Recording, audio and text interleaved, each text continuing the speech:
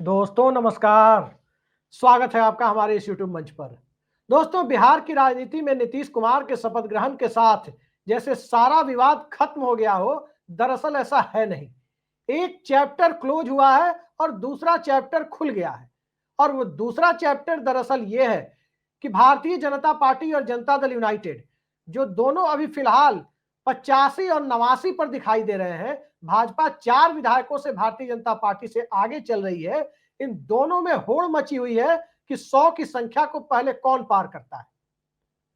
Janata Dal United ने महज 8 मंत्रियों को शपथ दिलाया और 8 मंत्रियों को शपथ दिलाने के पीछे जो मंशा बताई जा रही है वो यही है कि जेडीयू अपने कोटे से मंत्री पद खाली रखना चाहती है और इसलिए खाली रखना चाहती है ताकि जो नए विधायक उनके दल में आए उनके सामने रखने के लिए कुछ ऑफर उपलब्ध हो सके।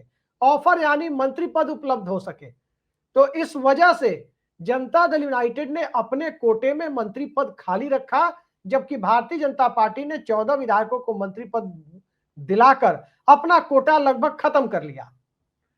तो 100 की संख्या 3 अंकों में कौन पहुंचेगा, इस रस्साकसी में छोटी पार्टियां निशाने पर है। छोटी पार्टियों में गिनती हो रही है, वाम दलों को छोड़ दीजिए, उनके 3 विधायक हैं। तो छोटी पार्टियों में गिनती हो रही है उपेंद्र कुशवाहा के विधायक की, 4 विधायक उनके पास हैं। इसके अलावा आईपी गुप्ता की पार्टी के वो अकेले विधायक हैं। बहुजन समाज पार्टी के विधायक 1 हैं और उसके साथ साथ अगर आप देखें तो कांग्रेस पार्टी के 6 विधायक हैं, एमआईएम के 5 विधायक हैं और यहां तक कि राष्ट्रीय जनता दल के 25 विधायकों पर भी दोनों दलों ने नजर गड़ा रखी है। कौन इस होड़ में कितना आगे निकलता है, ये रस्साकसी अब तेज हो चुकी है। हालांकि लोक जनशक्ति पार्टी भी इससे अछूती नहीं है, उसके 19 विधायक हैं और लोक जनशक्ति पार्टी के विधायक दल के नेता और प्रदेश अध्यक्ष हैं राजू तिवारी। सीनियर भी हैं, पहले भी विधायक रह चुके हैं, पिछली बार हार गए थे। कायदे से फ्लोर लीडर होने की वजह से, प्रदेश अध्यक्ष होने की वजह से मंत्री उन्हें बनाना चाहिए था, लेकिन नीतीश कुमार ने उन्हें मंत्री नहीं बनाया। स्वाभाविक है कि छोटे दलों में अंतर कलह बढ़ाने की यदि थोड़ी भी संभावना दिखती है तो उस संभावना को एक्सप्लोर करने की, उसे ढूंढने की, उस गैप को बढ़ाने की कोशिश तो नीतीश कुमार करेंगे।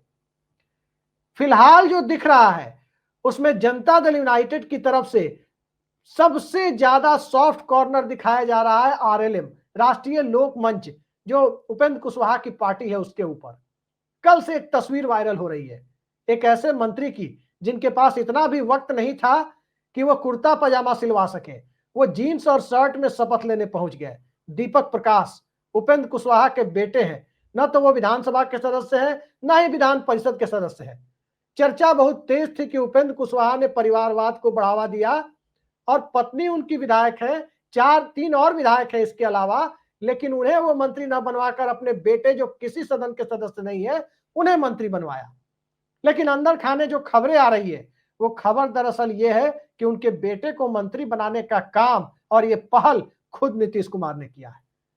और अंदर खाने की जिन शर्तों का जिक्र हो रहा है वो यही है कि आने वाले महीनों में उपेंद्र कुशवाहा अपनी पार्टी का मर्जर जनता दल यूनाइटेड में कर देंगे। उपेंद्र कुशवाहा की राज्यसभा की सीट भी खाली हो रही है, मार्च में उन्हें फिर से राज्यसभा भी जाना है और इसके साथ साथ बेटे को मंत्री पद भी मिल गया, उन्हें विधान परिषद भी मिलना है। 4 विधायक उनके हैं और जनता दल यूनाइटेड जैसी बड़ी पार्टी जिसमें पहले भी वो 3 बार छोड़ चुके हैं, उसी पार्टी ने उपेंद्र कुशवाहा को पहचान दिलाई, उसी ने उन्हें विधायक बनाया, उसी ने उन्हें विधानसभा में विपक्ष का नेता बनाया, उसी ने उन्हें कुशवाहा समाज का नेता बनाया, उसी पार्टी ने उन्हें राज्यसभा भेजा, उसी पार्टी ने उन्हें गवर्नर कोटे से विधान परिषद में मनोनीत करवाया और ये सब कुछ नीतीश कुमार की कृपा से हुआ था। तो ये बात उपेंद्र कुशवाहा जानते हैं कि भारतीय जनता पार्टी सत्ता में आ गई तो सम्राट चौधरी मुख्यमंत्री बने या न बने, इतना तो जरूर हो जाएगा कि उपेंद्र कुशवाहा की राजनीति अंधेरे में चली जाएगी। उपेंद्र कुशवाहा को अपनी राजनीति को चलाने के लिए बड़े प्लेटफॉर्म की जरूरत है और वो बड़ा प्लेटफॉर्म सिवाय नीतीश कुमार के कोई और उन्हें दे नहीं सकता। लालू यादव की पार्टी में नेतृत्व का मामला सेटल है, जनता दल यूनाइटेड में भावी नेतृत्व का मामला सेटल नहीं हुआ है। कौन होगा नीतीश कुमार के बाद जेडीयू का चेहरा, किसके हाथ वो पार्टी की कमान और सत्ता की कमान भविष्य में नीतीश कुमार सौंपेंगे, ये मामला अभी भी, ये सवाल अभी भी अनुत्तरित है, इसका जवाब अब तक नहीं मिल पाया है। तो उपेंद्र कुशवाहा को अपनी पुरानी पार्टी में वापसी के लिए एक सुनहरा मौका भी दिख रहा है। अब आते हैं दो छोटी पार्टियों पर। बसपा, बहुजन समाज पार्टी एक ऐसी पार्टी है जो बिहार में जब जब भी विधायक जीत रही है पिछले कई चुनाव से, तो उसके विधायक जेडीयू में चले जाते हैं। पिछली बार चैनपुर के विधायक जमा खान जेडीयू में चले गए, पिछली बार तो लोजपा के विधायक भी चले गए थे, और लोजपा के साथ साथ उपेंद्र कुशवाहा की पार्टी के विधायक भी 2015 में जनता दल यूनाइटेड में शामिल हो गए थे। उनके 2 विधायक थे। अब जो परिस्थिति बन रही है उसमें चर्चा बसपा और आईपी गुप्ता को लेकर भी है कि नीतीश कुमार ने जो मंत्री पद खाली रखे हैं, क्या उसके पीछे कोई खेल है? याद रखिए, अगर बसपा के विधायक या आईपी गुप्ता निर्दलीय जीत कर आए होते तो वो किसी दल के सदस्य नहीं हो सकते थे, क्योंकि जो दल बदल कानून है वो कहता है कि निर्दलीय जीते हुए व्यक्ति को निर्दलीय ही रहना पड़ेगा।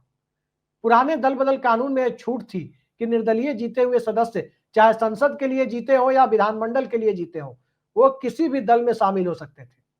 नया दल बदल कानून ये कहता है कि कोई भी सदस्य जो निर्दलीय है उसे निर्दलीय ही रहना होगा, और दल बदल यदि कोई करना चाहता है, कोई दलीय सदस्य करना चाहता है, तो उसे अपनी पार्टी के विधायक दल में 2/3 की संख्या को छूना होगा, और सदन के अंदर वो नया दल नहीं बना सकता, बल्कि उसे किसी ऐसी पार्टी में मर्ज करना होगा जिस दल का अस्तित्व उस राज्य की विधानसभा में पहले से मौजूद हो।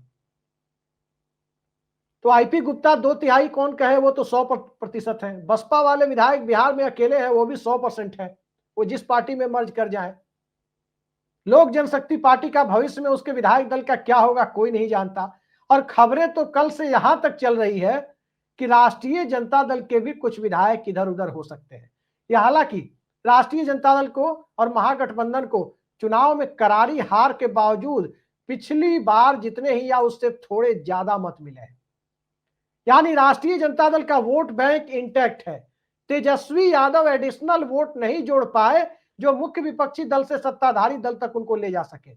वहीं नीतीश कुमार की 10,000 स्कीम या उपेंद्र कुशवाहा और चिराग पासवान के जो पिछले चुनाव में एनडीए के साथ नहीं थे, इस बार एनडीए के फोल्ड में आने से नीतीश कुमार ने पिछली बार के बेहद साधारण और कड़े मुकाबले में दिखने वाले चुनावी सिनेरियो को इस चुनाव में आते आते एक बड़े अंतर में, तकरीबन 9% वोटों के अंतर में तब्दील कर दिया, और ये 9% वोटों का अंतर बहुत बड़े अंतर में तब्दील हो गया। 35 विधायक आए हैं महागठबंधन के और 202 विधायक आए हैं एनडीए के। ये 9% वोटों का अंतर है जिससे ये पैदा हुआ है। पिछली बार की बात यदि करें, 2015 की बात अगर हम आपको याद दिलाएं, तो 7% वोटों का अंतर था। उस वक्त विपक्ष को 35 नहीं बल्कि 58 विधायक आए थे, 1/4 से कम ही आए थे, अकेले भाजपा ही 53 थी, और 178 यानी लगभग 3/4 बहुमत महागठबंधन को 2015 में मिला था। तो 7% से 3/4 बहुमत आ गया। 9% ने उसमें 24 सीटें और बढ़ा दी, यानी 2% का अंतर बढ़ा तो 24 सीटें और बढ़ा दी। लेकिन पटना में जिस तरह की रस्साकसी हो रही है, उस रस्साकसी में एमआईएम पर भी नजर रखनी होगी। एमआईएम इस बार भी 5 सीटें जीती है, और पिछली बार 2020 में भी वो 5 सीटें जीती थी। वो वैसी की पार्टी है, 5 सीटें वो जीती, और 5 में 4 विधायक जो जेडीयू की तरफ आ रहे थे उन्हें नीतीश कुमार ने, जैसा कहा जाता है कि आरजेडी की तरफ भेज दिया था, क्योंकि आरजेडी को सिंगल लार्जेस्ट पार्टी बनाना था। इस बार आरजेडी को सिंगल लार्जेस्ट पार्टी बनाना नीतीश कुमार की प्राथमिकता नहीं है। इस बार नीतीश कुमार की प्राथमिकता जनता दल यूनाइटेड को सिंगल लार्जेस्ट पार्टी बनाना है, जो स्टेटस फिलहाल बीजेपी को हासिल है। इसीलिए बिहार विधानसभा के अध्यक्ष पद पर भी अभी यह तय नहीं हुआ है कि भाजपा के नेता बैठेंगे या जेडीयू के नेता बैठेंगे। जिस वक्त हम ये प्रोग्राम रिकॉर्ड कर रहे हैं उस वक्त तक मंत्रिमंडल में शपथ तो मंत्रियों को दिला दी गई, विभागों का बंटवारा अभी तक नहीं हो पाया है, यानी रस्साकसी अंदर खाने बहुत तेज है। तो सवाल यह है कि भारतीय जनता पार्टी जो 89 पर है, बहुमत के आंकड़े से 33 विधायक कम है। जनता दल यूनाइटेड जो 85 पर है, वो बिहार में बहुमत के आंकड़े से 37 विधायक कम है 122 के आंकड़े से। तो 33 और 37 के गैप को पूरा कर कौन 122 के आंकड़े के ज्यादा करीब पहुंचता है, इसके लिए स्पीकर की कुर्सी, विधानसभा अध्यक्ष की कुर्सी महत्वपूर्ण हो जाती है। और जो चर्चा चल रही है उसमें भारतीय जनता पार्टी की तरफ से प्रेम कुमार कई बार के विधायक हैं गया शहर के, उनका नाम प्रमुखता से आ रहा है। लेकिन जनता दल यूनाइटेड की तरफ से नीतीश कुमार के दो बेहद भरोसेमंद विधायकों का नाम आ रहा है। एक गोपालगंज के मंजीत सिंह, गोपालगंज जिले की बरौली से, और दूसरे समस्तीपुर जिले से आने वाले महेश्वर हजारी का नाम सामने आ रहा है कि इन दोनों में से किसी को नीतीश कुमार विधानसभा अध्यक्ष बनाना चाहते हैं। तो एक तरफ स्पीकर की कुर्सी को लेकर रस्साकसी, दूसरी तरफ मंत्रिमंडल में अब तक विभागों का बंटवारा नहीं होना, तीसरी तरफ छोटी पार्टियों को अपनी पार्टियों में शामिल कराने की होड़ या छोटे विधायक दल वाली पार्टियों में तोड़फोड़ मचाने के लिए जिस तरह की रुचि अभी से अंदर खाने जेडीयू और भाजपा दोनों में दिखाई जा रही है, उस परिस्थिति में वो सुखद तस्वीर तात्कालिक ही हो सकती है जिस तस्वीर में आपने देखा होगा कि शपथ ग्रहण समारोह के वक्त नीतीश कुमार और नरेंद्र मोदी हाथ पकड़े हुए खड़े हैं। यही हाथ पकड़े हुए तस्वीर 15 साल पहले पटना में भाजपा नेताओं ने चस्पा कर दी थी, तब नीतीश कुमार ने डिनर कैंसिल कर दिया था भाजपा नेताओं का। तब वो तस्वीर लुधियाना रैली की थी, तब हाथ पकड़कर नरेंद्र मोदी के नीतीश कुमार खड़े हो गए थे एनडीए की रैली में। उसके बाद नीतीश कुमार ने उस तस्वीर को कभी पसंद नहीं किया था। लेकिन पटना वाली तस्वीर ये साफ जता रही है कि अब चूंकि नीतीश कुमार मुख्यमंत्री बन गए हैं तो दिल से दिल मिले ना मिले, हाथ से हाथ मिलाए रखने में तब तक समझदारी है जब तक अंक गणित अपने फेवर में नहीं होता। तो केमिस्ट्री का काम खत्म हो चुका। केमिस्ट्री का काम वोटों की केमिस्ट्री तक था, रसायन शास्त्र तक। अब काम अंक गणित का है, और अंक गणित आज की तारीख में यही है कि बीजेपी के 89 और जनता दल यूनाइटेड के 85 हैं। और इस पूरी कवायद में छोटी छोटी पार्टियों को, जो अब राजद भी विधानसभा में अंक गणित के लिहाज से छोटी पार्टी बन चुकी है, तो कहीं ना कहीं उस पर भी नजर बनाए रखनी होगी कि आखिर कौन किधर जाता है, किसके विधायक किसके खेमे में जाते हैं। होड़ मची हुई है 122 तक पहुंचने की, और इस होड़ के बीच बिहार में जनता दल यूनाइटेड और भाजपा के बीच समय से पहले ही हनीमून पीरियड खत्म होता हुआ दिखाई दे रहा है। देखते जाइए, सियासत के इस रूप और रंग को आपने नहीं देखा होगा कि शपथ के बाद मुख्यमंत्री की 10वीं शपथ हो गई, 11वीं शपथ की गुंजाइश न बहुत जल्दी बन जाए और हालात कहीं ऐसे ना हो जाए कि बिहार के अंदर जो विपक्ष में है वो सत्ता में नजर आ जाए, जो सत्ता में है, सत्ता की स्टेपनी है, वो विपक्ष में नजर आने लगे। होड़ सत्ता के शीर्ष तक पहुंचने की है, और दूसरी पार्टी जो सत्ता के शीर्ष पर बैठी है उसके अंदर उस शीर्ष स्थान को बचाए रखने की होड़ है। तो देखते हैं इसमें कामयाबी किसे मिलती है।